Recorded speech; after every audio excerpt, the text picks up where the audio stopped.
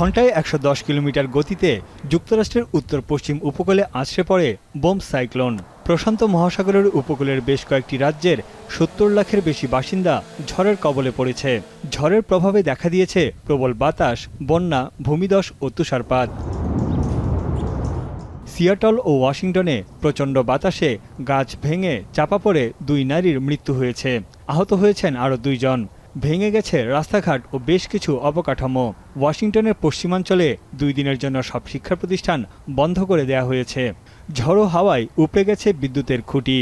Well, last night we did start getting the temporary outages for a couple of minutes at a time, but I still had hope that it wouldn't go out permanently. And then when it went out permanently around 8 o'clock or so, I guess.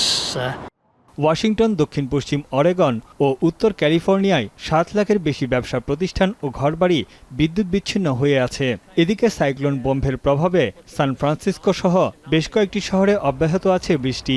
গাছ কেটে ও বিদ্যুতের খুঁটি সরিয়ে যোগাযোগ ব্যবস্থা স্বাভাবিক করার চেষ্টা করছেন উদ্ধারকর্মীরা। ২৪ ঘন্টার মধ্যে বায়ুর চাপ দ্রুত নেমে যাওয়ার ঘটনাকে বোম সাইক্লোন নাম দিয়েছেন আবহাওয়াবিদরা। এর প্রভাবে তুষারঝড় থেকে শুরু করে বজ্রসহ ভারী বৃষ্টিপাত হয়। তানভীর জানি, এখন বিশ্ব। মাঠের অলরাউন্ডার আমি, আর ঘরের অলরাউন্ডার টাইলক্স।